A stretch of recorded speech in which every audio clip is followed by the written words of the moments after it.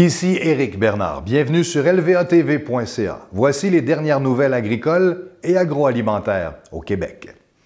L'agence douanière chinoise a l'intention de commencer à scruter chaque importation de porc canadien. Les services douaniers chinois ont l'intention d'ouvrir chaque contenant de porc canadien et de produits dérivés.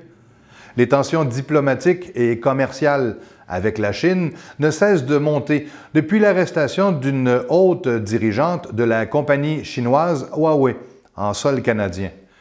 La Chine a récemment bloqué ses importations de canola en provenance du Canada et suspendu les permis d'importation de 2 usines de transformation de porc.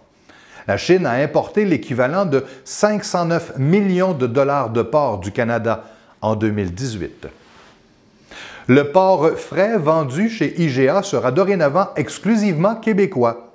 L'enseigne propriété de Sobeys devient la première à réserver l'espace sur ses tablettes uniquement pour le porc d'ici.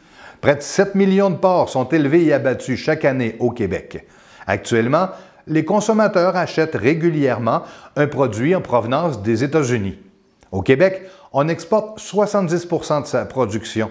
Les États-Unis, le Japon, la Chine et la Corée représentent les principaux marchés étrangers. Dorénavant, Sobeys offrira aussi du porc 100% québécois dans 440 succursales et s'assure ainsi que ses côtelettes ou autres filets seront toujours en quantité suffisante.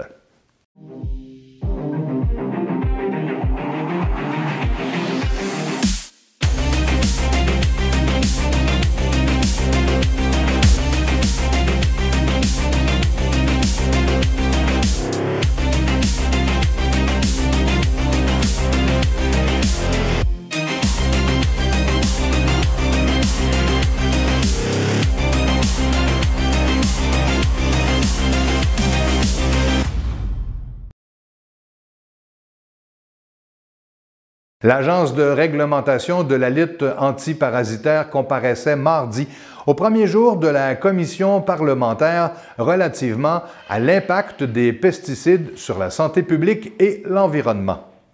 Des députés du Parti libéral et du Parti québécois ont déploré que l'ARLA s'en remette aux études fournies par l'industrie sur ses propres produits.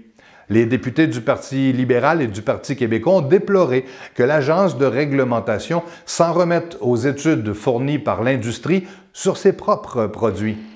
Une quinzaine d'agronomes ont fait une quantité importante de justifications de prescription d'un pesticide controversé, l'atrazine, selon ce qu'a indiqué le ministère de l'Environnement.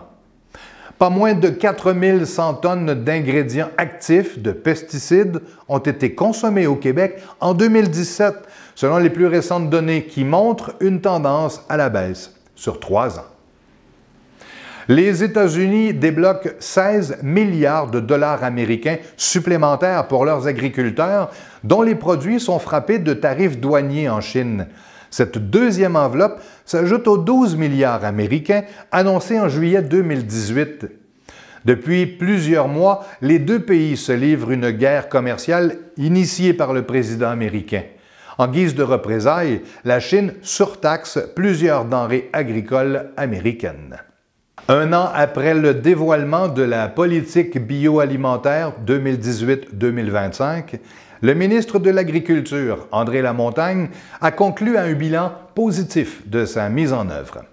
Un investissement cumulatif de 15 milliards en production agricole et aquacole est prévu d'ici 2025. Or, après un an, 4,1 milliards ont déjà été investis, soit 200 millions de plus que projetés.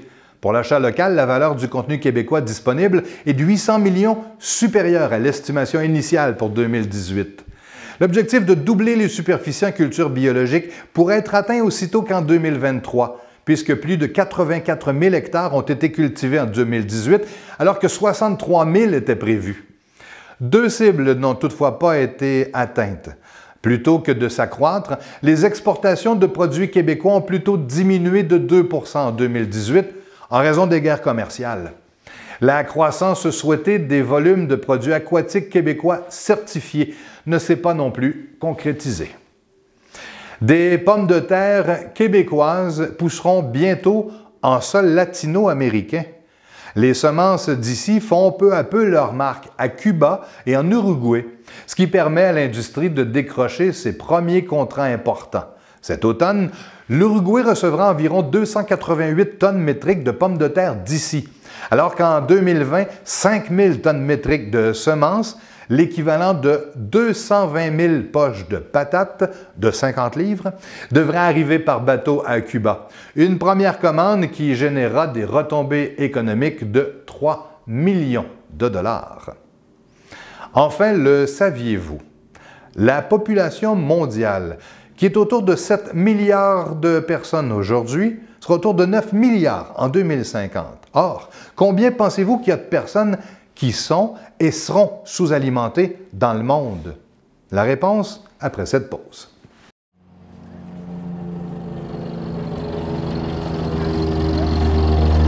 Aïe, aïe, aïe! C'est écœurant! Aïe, aïe, aïe!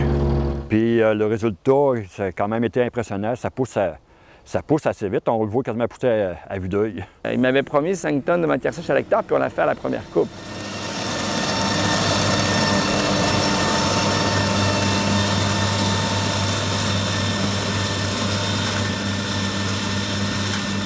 Actuellement, 1 milliard de personnes sont sous-alimentées et ceci augmentera de 370 millions en 2050, plus particulièrement en Afrique et en Asie. Voilà qui complète ce bulletin de nouvelles spécialisé en agriculture et agroalimentaire. À la prochaine!